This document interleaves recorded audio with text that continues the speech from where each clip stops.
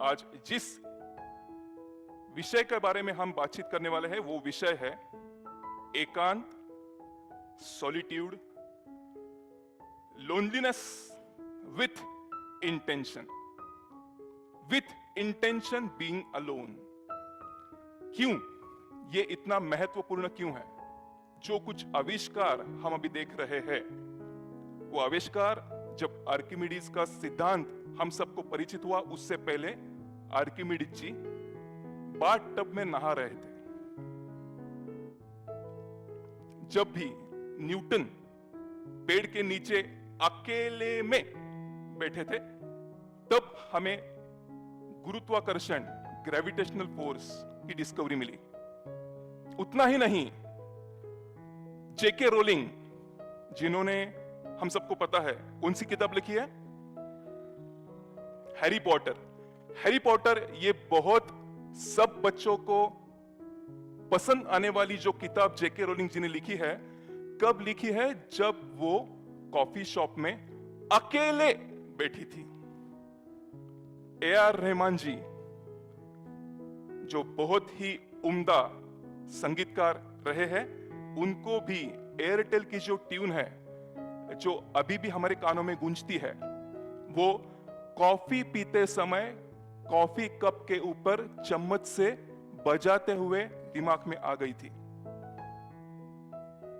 हमें एकांत का अनुभव लेकर एकांत का फायदा उठाने के लिए ए.आर. रहमान, जेके रोलिंग, आर्किमिडीज, इन जैसे बहुत बड़े लोगों की मिसाल देने का कारण एक ही है, वो तब बड़े नहीं हुए जब उनको ये पता चला था, जो पता चला है एकांत में रहना जरूरी है, उसके मदद से वो बड़े हुए और आज उनकी मिसाल हम यहाँ पे दे रहे हैं।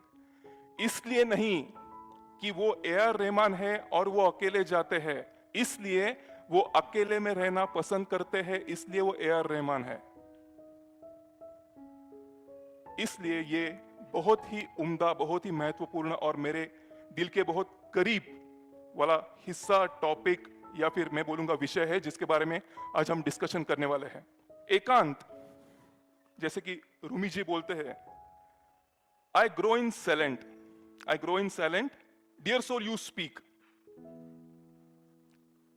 हम जब भी अकेले होते हैं, हमें लगता है चलो किसी को कॉल करके बुला ले, फ्रेंड्स आ जाओ, मजा करते हैं, चलो मैं आती हूं आपके घर में, चलो फेसबुक पे कितने लाइक्स आए हैं देखते हैं, चलो इंस्टाग्राम में जिसकी नई पोस्ट है चलो देखते हैं। एक पल अगर हम अकेले रहना चाहे तो हम अवॉइड करते हैं।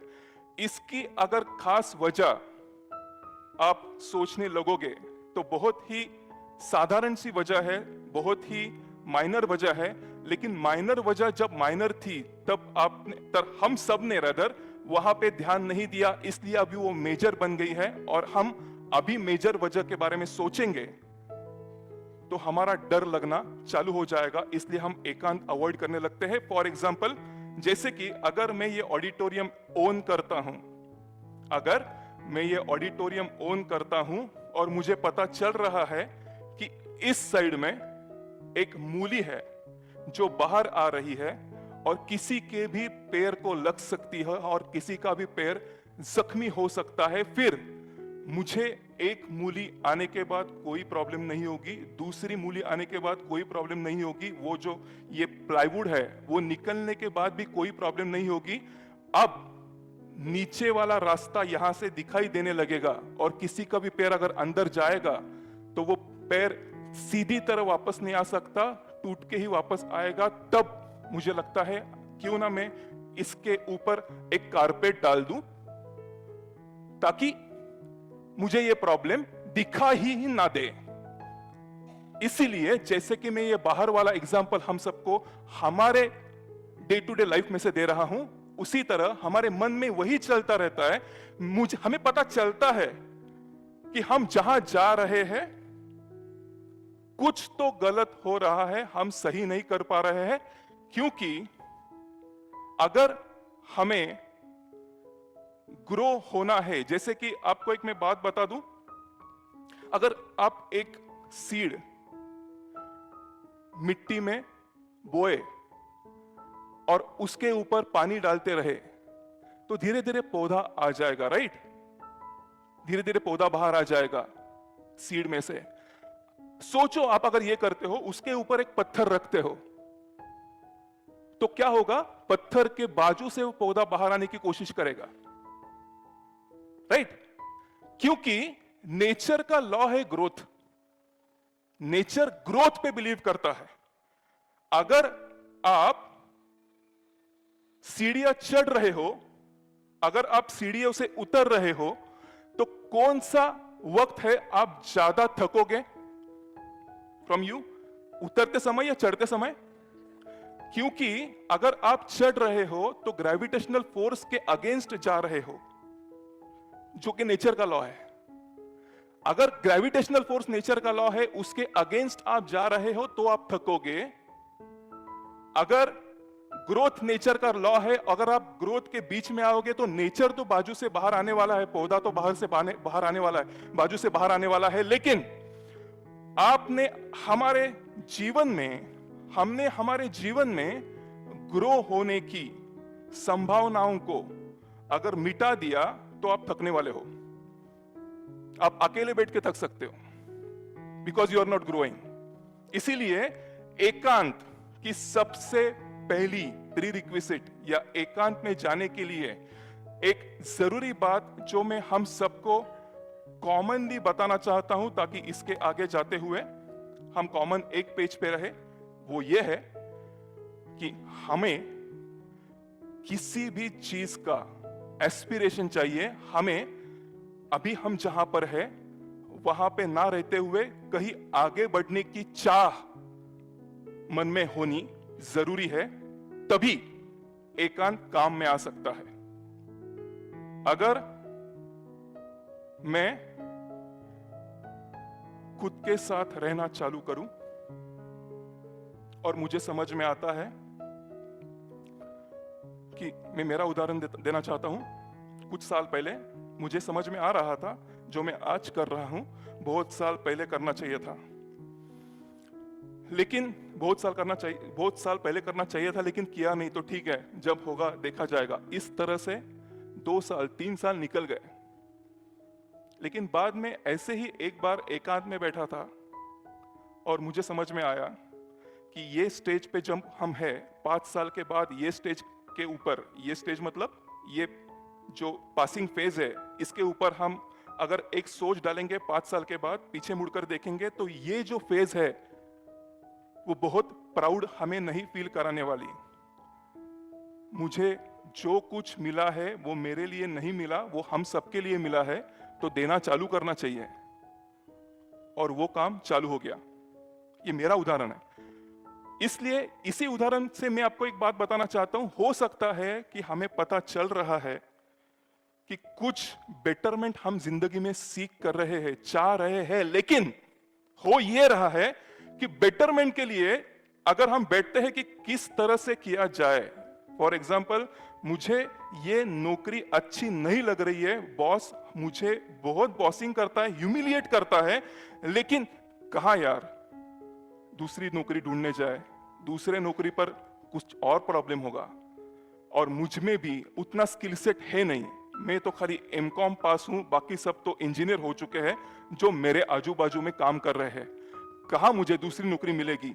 इसलिए हर बार जब बॉस ह्यूमिलिएट करता है, हम ये सोचते हैं कि इसके बारे में, इस ह्यूमिलिएशन के बारे में हम जिंदगी में, दिन में, महीने में एक भी बार नहीं सोचेंगे। ये सोचेंगे कि आज ये होने के बाद घर जाते हुए किस दोस्त को मिलके जाऊं ताकि ये दिमाग शांत हो जाए। 2 महीने के बाद दोस्त को मिलकर भी कुछ फायदा नहीं हो रहा है तो कौन से हॉलिडे डेस्टिनेशन पे जाऊं, क्योंकि वो दिमाग अदरवाइज शांत नहीं हो रहा है। बॉस का ह्यूमिलिएशन हमेशा याद आ रहा है। ये होता है कारपेट के नीचे मूली ढकेलना। एक बार हो सकता है अगर आप एकांत में बैठो, हमें कुछ एक्सेप्ट करना पड़े कि ठीक है मैं एमकॉम हूं, मुझे पता है मैं एमकॉम हूं, तो फिर अगर मुझे पोस्ट ग्रेजुएशन मिला है तो मैं क्यों ना पीएचडी को ट्राई करूं। पीएचडी को इंजीनियर तो मैं ओवरटेक कर ही लूंगा, इंजीनियर्स को तो मैं ओवरटेक कर ही लूंगा।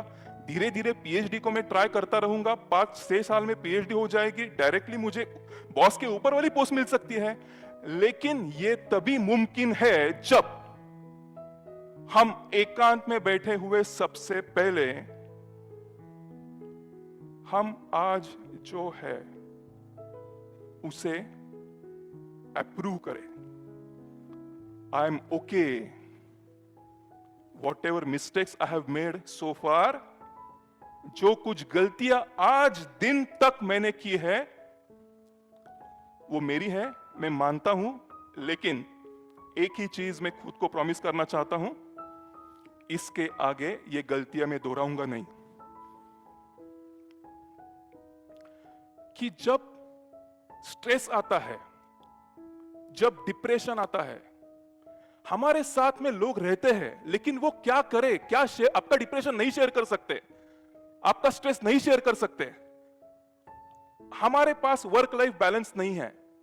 मैं बहुत ज्यादा वक्त काम में बिताता हूं, मैं चाहता हूं मेरे फैमिली के साथ में आकर कुछ वक्त बिताऊं, लेकिन मेरा काम अलाउ नहीं कर रहा। कुछ तो सॉल्यूशन होना चाहिए, कुछ तो सॉल्यूशन होना चाहिए। ये इस तरह के थॉट्स आते जाते हैं, हम एकांत में नहीं जाते, हम खुद से बातें नहीं करते, सॉल्यूशन कहीं अंदर छुपा हुआ रहता है, वो बाहर नहीं आ पाता, और उसका नतीजा ये होता है कि हम और ज्यादा ये जो प्रॉब्लम है उसको नजरअंदाज करने में माहिर हो जाते हैं। हम सब प्रॉब्लम्स को नजरअंदाज करने में माहिर हो जाते हैं। मैं आपको एक उदाहरण देना चाहता हूं। बैंक का सबका किसी ना किसी बैंक में अकाउंट होगा, है ना? सबका किसी ना किसी बैंक में अकाउंट होगा। Please feel free to talk to me. अगर एक बैंक है जिसका टाइमिंग है सुबह 9:30 से लेकर 2:30 तक, मैं जा रहा था कहीं से, तो मुझे एक बोर्ड दिखा, वहां पे उन्होंने लिखा था कि टाइमिंग वर्किंग आवर्स है सुबह 9:30 से लेकर 2:30 तक। फिर कुछ काम से मैं अंदर गया, मुझे ये पता चला कि ये वर्किंग आवर्स जो है वो कस्टमर्स के लिए है। ये जो 9:30 से लेकर 2:30 तक जो वर्किंग आवर्स है वो कस्टमर्स के लिए है। बैंक के एम्प्लॉइज वहां पे 6:30 तक रहते हैं। क्या लेसन है। मैंने ये खुद को सोचने पे मजबूर किया। मैं आपको भी एनकरेज करूंगा ये सोचने के लिए, अगर ऐसा होता है कि बैंक कस्टमर के साथ खुल जाती है, पहला कस्टमर आया, हाँ, कस्टमर बाहर, बैंक का ऑफिसर उस टेबल के उस पार, कस्टमर उस पार, ट्रांजैक्शन चालू हो जाएगा। ठीक है, 2:30 बज गए, कस्टमर के साथ ऑफिसर भी बाहर।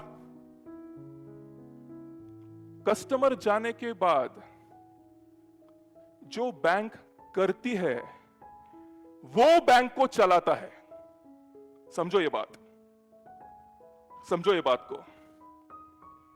2:30 से लेकर 6:30 तक जो काम बैंक में होता है, उसके कारण बैंक दूसरे दिन खुलने के बाद तीसरे दिन खुल सकती है, सालों ओपन रहकर बिजनेस कर सकती है। अगर वो कस्टमर के साथ खुले और कस्टमर के साथ बंद हो जाए, सॉलिट्यूड में ना ही जाए, वो 5-6 महीने में बंद हो सकती है, क्योंकि कस्टमर तो ट्रांजैक्शन करता रहेगा।